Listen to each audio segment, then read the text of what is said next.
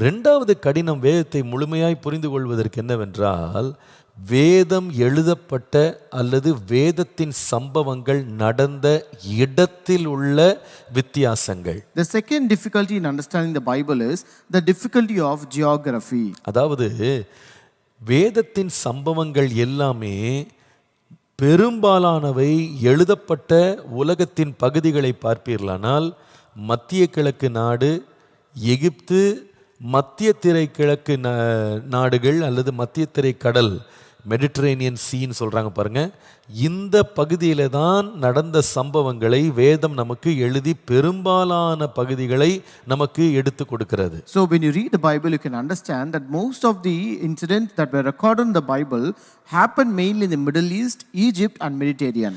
நாம் அநேகர் இந்த மிடில் ஈஸ்டுக்கும் போனதில்லை, எகிப்துக்கும் போனதில்லை, மெடிட்டரேனியன் பகுதியை போய் நம்ம ஒரு முறை கூட வாழ்க்கையில பார்த்ததும் இல்லை. And most of us have never been to this Middle East, Egypt or not even to the Mediterranean Sea. ஏன் நம்மில் சில பேருக்கு இஸ்ரவேல் தேசத்துக்கு பயணம் பண்ற பாக்கியம், இந்த மாதிரி மிடில் ஈஸ்ட் மத்திய கிழக்கு நாடுகள், ஈராக், ஈரான் போன்ற நாடுகளில் வேலை செய்கிறவங்க போய் இன்றைக்கு பார்த்துட்டு வந்தவங்க கூட சில பேர் இந்த வேத பாடத்தில் உட்காந்துருப்பீங்க. ஆனால் பிரச்சனை என்னென்னா, அந்த இடத்துக்கு நம்ம போனாலும் 2000 வருஷத்துக்கு முன்னால், 4000 வருஷத்துக்கு முன்னால் அந்த இடம் எப்படி இருந்ததுன்றதை இன்றைக்கு நம்மளால் பார்க்க முடியாது. There might be few people who are seated in this Bible study who have been to those places through this tour or visits, or also people who might be working in Iran, Iraq or some other places who would have visited there, but still you cannot find those places to be similar or the same as they were present in those days of the Bible. அன்றைக்கு ராஜாக்கள் ஆண்டு, அன்றைக்கு அவங்க வைத்திருந்த அரண்மனைகள், அன்றைக்கு வாழ்ந்த முறைகள் இன்றைக்கு அந்த இடத்துல இல்லை. So those palaces or those kingdoms, the way those kings lived, or also those places are not the same as we are in. சில வேளையில நீங்க இஸ்ரேலுக்கே பயணமா போயிருந்தா கூட அன்றைக்கு இருந்த இஸ்ரவேலுக்கும் இன்றைக்கு இருந்த இஸ்ரவேலுக்கும் பெரும் வித்தியாசம் இருக்கிறதுனால வேதத்தின் சில பகுதிகளை படிக்கும்போது இந்த இடத்தின் பெயர், இந்த இடத்தின் சம்பவங்கள், இந்த இடத்திற்கான காரியங்களை நம்மளால் புரிந்து கொள்ள முடியல. Though some people would have gone for Israel tour also, you cannot find this Israel to be the same as it was, since there's a great change in the place or geography, and therefore you could not understand the name of the place or the area or the geography about it. உதாரணத்துக்கு சொல்லுகிறேன். For example, I would tell you, இஸ்ரவேல் அப்படின்னு வேதத்தில் இருக்கிறது இன்றைக்கு இருக்கிற இஸ்ரவேல் இல்ல. Israel that is mentioned in the Bible is not the present day Israel. அன்றைக்கு இஸ்ரவேல்னு சொல்லப்பட்டது என்னவென்றால், இன்றைக்கு நாம பார்க்கிற இஸ்ரவேல் நாடு பிளஸ் யோர்தான் நாடு பிளஸ் லெபனோன் நாடு, இந்த 3 நாடுகள் சேர்த்தது தான் அன்றைக்குள்ள இஸ்ரவேல் என்று சொல்லப்படுவது. So that ancient Israel consists of modern day Israel, Jordan and Lebanon. இந்த 3 நாடுகளை சேர்த்த இந்த நாடும் அதனுடைய நிலப்பரப்பு ஜியோகிராஃபியை பார்த்தீங்கன்னா ரொம்ப ரொம்ப வினோதமான ஜியோகிராஃபி. இது நம்ம இந்திய தேசத்திலேயோ நாம் வாழ்ந்து கொண்டிருக்கிற தேசங்கள்லேயோ இதை போன்ற சூழ்நிலைகள் அன்றைக்கு நிலவவில்லை. ஏன் இன்றைக்கு இருக்கிற இஸ்ரவேல் உள்ள சூழ்நிலைகள் கூட நாம நிறைய பேர் அனுபவித்ததே இல்லை அப்படின்றது உண்மை. So if you look at this modern day Israel geography, it is totally strange and different, where even our present day people could have not experienced such kind of geographical difference. அதாவது இஸ்ரவேல் என்பது உலக வரைபடத்தில் ஒரு சின்ன நாடாக இருந்தாலும் அதனுடைய topography, அதனுடைய நிலப்பரப்பை பார்ப்பீர்களானால் பலவிதமான வித்தியாசங்களை ஒரே நிலப்பரப்பிலே கொண்ட ஒரு நாடாக அது இருந்தது. Though this Israel is a very small country when you look at the map, but in the topographical data is totally different when you see that. அதாவது இன்றைக்குள்ள இஸ்ரவேல், அதாவது லெபனோன் தேசம், யோர்தான் தேசத்தெல்லாம் நீங்கள் இன்றைக்கு எடுத்துட்டு இன்றைக்குள்ள இஸ்ரவேல் நாட்டை நீங்கள் போய் பார்ப்பீங்களானாலே அதில் 4 வித்தியாசமான நிலப்பரப்புகள், நில சூழ்நிலைகள் அங்கே இருக்கிறத இன்றைக்குள்ள சூழ்நிலையில் பார்க்கலாம். So when you look at this modern day Israel, which contains Israel, Jordan and Lebanon, you can see there are 4 geographical regions present in that. அதாவது மத்திய திரை கடலினுடைய கடற்கரை ஓரம் மாத்திரம் இஸ்ரவேலுக்கு இன்றைக்கு 185 கிலோமீட்டர் நீண்ட ஒரு கடற்கரை இருக்கிறது. The Mediterranean coastal plain covers almost 185 kilometer long distance. ஒரு பக்கம் பார்த்தீங்கன்னா கடற்கரை, இன்னொரு பக்கம் நீங்க போவீங்களானா அதாவது வடக்கு பகுதியும்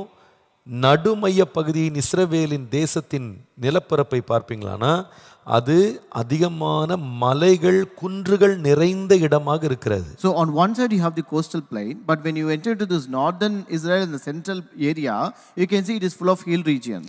அதே வேளையில் கிழக்கு பார்டர்ல ஈஸ்டர்ன் பார்டர் கிழக்கினுடைய எல்லையோரம் பார்ப்பீங்களானா வடக்கிலிருந்து தெற்கு வரைக்கும் உள்ள அந்த கிழக்கத்திய எல்லையில் ஒரு பெரிய பள்ளத்தாக்கு, கிரேட் ரிஃப்ட் வேலி என்று சொல்றாங்க, பெரிய நீண்ட பள்ளத்தாக்கு ஒரு முனை முதல் இன்னொரு முனை வரைக்கும் இருக்கிறது. And also when you look at the length of the country from north to south along its eastern border, you can find the great rift valley there. அதே போல நீங்க தெற்கு பகுதி இஸ்ரேல், இன்றைக்குள்ள இஸ்ரேலை பார்த்தீங்கன்னா சவுத் சைடில் பார்த்தீங்கன்னா அது நெகேவ் என்கிற பாலைவனமாக அது இருக்கிறது. And when you look at the modern Israel, which is on the south side of the modern Israel, you have the Negev desert. இப்போ நம்ம நாட்டில் எடுத்துக்கிட்டிங்கன்னா ஒவ்வொரு மாநிலமும் அதற்கு இருக்கிற சூழ்நிலைகளுக்கு ஏற்றவாறு மக்களுடைய பழக்க வழக்கங்கள், வாழ்க்கை முறைகள், உணவு வகைகள் எல்லாம் மாறிக்கொண்டே இருக்கும். So when you look at our country, each state varies in its system or culture, in its food habits, lifestyle based upon the season and the places. உதாரணமா பாருங்க, நம்ம நாட்டில் இந்த சவுத்தில் நம்ம வந்து தமிழ்நாட்டில் இருந்தோம்னா ஓரளவுக்கு மிதமான கிளைமேட் இருக்கும். ஆனால் அதே வேளையில் நீங்கள் ஜம்மு காஷ்மீருக்கு போனீங்கன்னா அங்கே பார்த்தீங்கன்னா பனிப்பொழிவு, குளிர், இது அந்த பக்கம் இருக்கும். So when you look at our South Indian region, it has a moderate climate. Whereas if you go to the Jammu Kashmir, it is full of cold and full of snow and winter. Snowfall தான் அதிகமாக பார்க்கலாம். You can encounter snowfall there. நீங்கள் ராஜஸ்தான் மாதிரி பகுதிக்கு கொஞ்சம் western சைடுக்கு வந்தீங்கன்னா ராஜஸ்தானில் பெரும்பகுதி வந்து பாலைவனமாக இருக்குது. So if you come to the western side like Rajasthan, it is full of desert. நீங்கள் அதே வேளையில் நார்த் ஈஸ்ட் அப்படின்ற இந்த பக்கத்துக்கு வந்தீங்கன்னா அங்கே வந்து மழைன்றது கிட்டத்தட்ட ஒவ்வொரு நாள் இருக்கும், பச்சை பசேல்னு எப்பவுமே இருக்கும். And also if you come to northeast regions, you will have rains almost every day and it is full of green. அப்போ நீங்கள் போய் பார்த்தீங்கன்னா இந்த ஒரு தேசத்துக்குள்ள இந்த 4 பகுதியில் ஜனங்க உடுத்துற உடை ரொம்ப வித்தியாசமா இருக்கும், அவங்களுடைய கால சூழ்நிலைக்கு ஏற்றவாறு. So when you look at this 4 regions of one single country, you will have people with various different costumes based upon their seasons and places. அவங்க போடுற வஸ்திரம் மாத்திரம் இல்ல, அவங்க சாப்பிடுற உணவு, அவங்க கட்டுகிற வீடுகள், அவங்க பயன்படுத்துகிற பொருட்கள் எல்லாமே ரொம்ப வித்தியாசமா இருக்கும். Not only their dress but also the food items, the food habits they do, and also the kind of houses they build, everything is different from each other. உதாரணமா தமிழ்நாட்டில் இப்போ கிட்டத்தட்ட எல்லா வீட்லையும் ஏசி இருக்கு. ஆனால் காஷ்மீருக்கு போனீங்கன்னா ஏசி தேவையே இல்லை, அவங்க ஏசியை வந்து பயன்படுத்த போறது இல்லை. For example, if you go to every house in Tamil Nadu, you can find air condition, whereas if you go to Kashmir, air condition is not all necessary.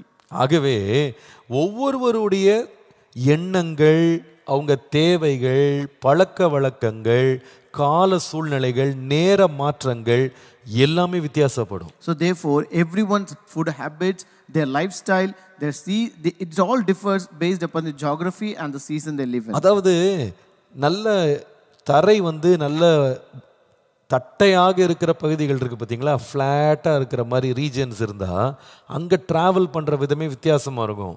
அதே வேளை மலை பகுதிகள் இருக்குது பாருங்கள், அதில் ட்ராவல் பண்ணுறவங்க எண்ணமும் அவங்களுடைய பயண வகையுமே வித்தியாசமாக இருக்கும். So the thoughts and the travel mode that is used by people who live in a flat regions is different from those who live in hilly regions. உதாரணமாக சொல்கிறேனே, இப்போ தமிழ்நாட்டில் ஒருத்தர் வந்து காலை 11 மணிக்கு கோட்டு போட்டு வெயிலில் நடந்து போனால் இவருக்கு என்ன பைத்தியம் பிடிச்சிருக்கான்னு கேட்பாங்க. So for example, if a person wears a coat and walks in the morning at 11 a.m. on the roads, people look at him in a strange way.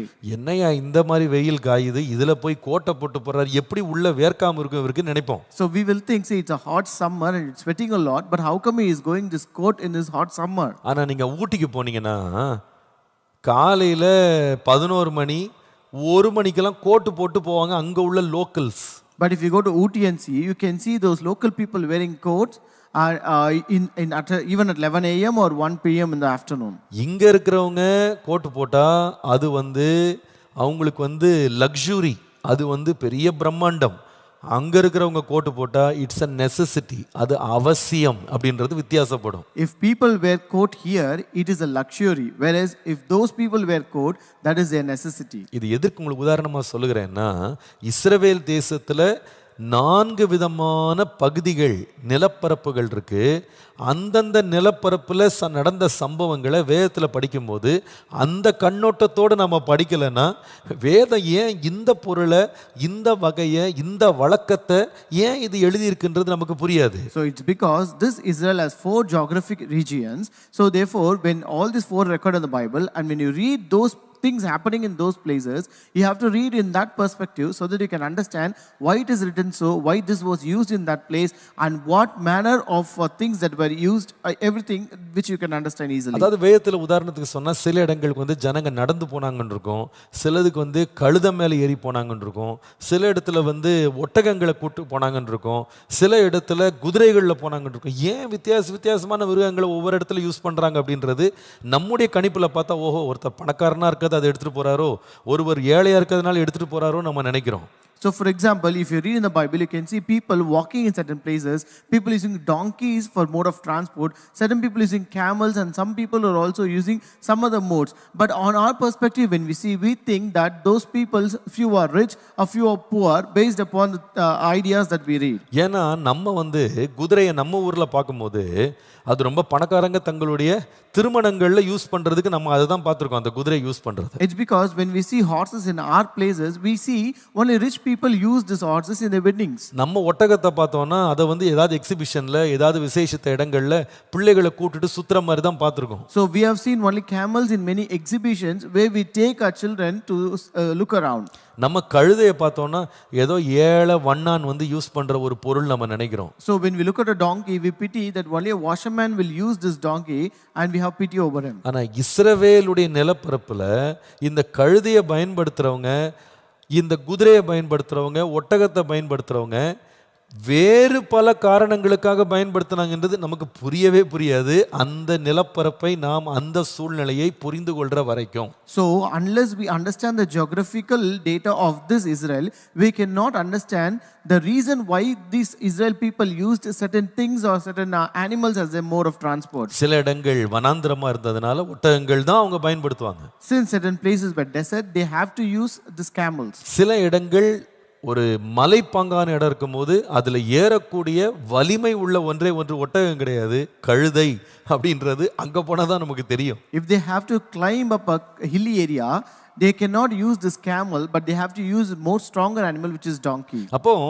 அந்த நிலப்பரப்பில் உள்ள வித்தியாசங்கள் நமக்கு தெரியாம இருக்கும்போது வேதத்தில் உள்ள சில நுணுக்கமான பகுதிகளை நாம் அந்த சூழ்நிலைக்கு ஏற்றவாறு புரிந்து கொள்வது ரொம்ப கஷ்டமாயிடும். So therefore, when you don't have the proper idea of the geography of this Israel, there is also a difficulty for us to understand the nuances of the incidents that are recorded in. அதாவது இஸ்ரவேல் தேசத்தினுடைய நிலப்பரப்பை பார்க்கும்போது அதோட elevation இருக்கு பார்த்தீங்களா, ஒரு பகுதி வந்து ரொம்ப உயர்ந்த பகுதியா இருக்கு, இன்னொரு பகுதி பார்த்தீங்கன்னா ரொம்ப தாழ்ந்த பகுதியா இருக்கு. So even when you look at the elevation of Israel, one side it is totally highly elevated, on the other side it is totally down or below the level.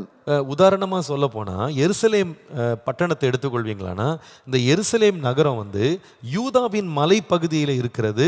அது நம்முடைய கடல் மட்டத்தை விட கிட்டத்தட்ட 2474 அடி உயரமுள்ள ஒரு பட்டணம் வந்து எருசலேம் பட்டணம். For example, when you consider Jerusalem city, this is located in the hill country of Judah.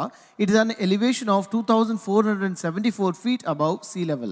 அதே வேளையில யோர்தான் பள்ளத்தாக்குக்கு வருவீங்களானா, அது பூமியிலேயே மொத்த உலகத்திலேயே மிக மிக தாழ்வான பகுதியாக கடல் மட்டத்தை விட 1300 அடி தாழ்ந்து இருக்கிறது.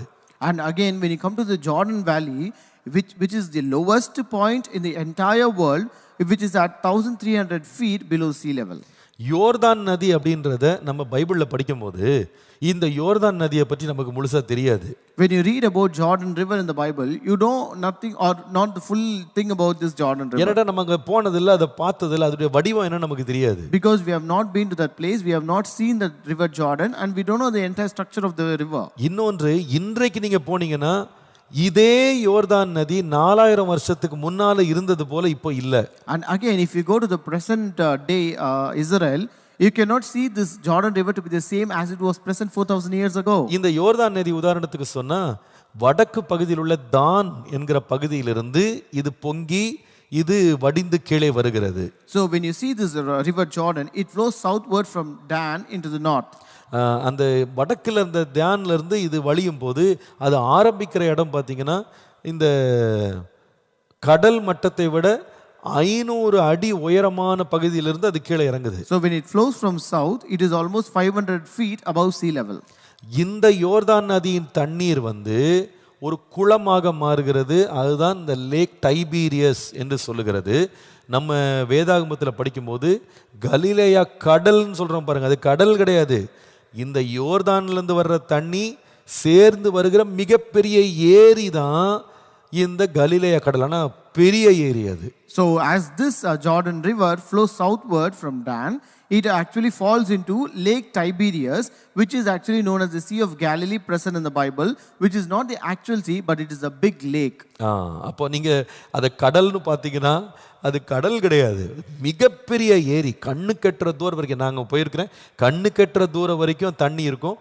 ஆனால் அது கடல் மாதிரி இருக்குமே தவிர கடல் இல்லை. So when you read this Sea of Galilee, it is not the actual sea, but it's a large lake where it is a very large one which we have seen, but it is not a sea. ஆனா கடல்ல ஏற்படும் புயல் போல சூழ்நிலைகள் கூட இந்த ஏரியில இன்றைக்கு வரைக்கும் நடக்கிறது என்பதுதான் உண்மை. But the truth is that you have tempests that you encounter in seas similarly in this lake. இந்த ஏரியா பார்த்தீங்கன்னா கடல் மட்டத்தை விட கிட்டத்தட்ட 686 அடி தாழ்வாக இருக்கிறது. So when you look at this lake lies 686 feet below sea level. இந்த கடல்ல இருந்து அல்லது இந்த ஏரியிலிருந்து இந்த யோர்தான் நதி என்ன பண்ணுதுன்னா திரும்ப அதுல இருந்து வெளியே தண்ணி பாயுது. And from this lake again this Jordan River falls down. அப்போ அது வழிஞ்சு எங்க வருதுன்னா சவக்கடல் சொல்றோம், டெட் சி அப்படின்ற இடத்துக்கு இன்னொரு பெரிய ஏரிக்குள்ள அது வந்து இறங்குது. And then it flows and falls down into Dead Sea. இந்த டெட் சி எடுத்துக்கிட்டீங்கன்னா இந்த சவக்கடலை பார்த்தீங்கன்னா அது வந்து கடல் மட்டத்தை விட 1300 அடி தாழ்வா இருக்கு. And this Dead Sea is almost 1300 feet below sea level. புரியுதுங்களா உங்களுக்கு?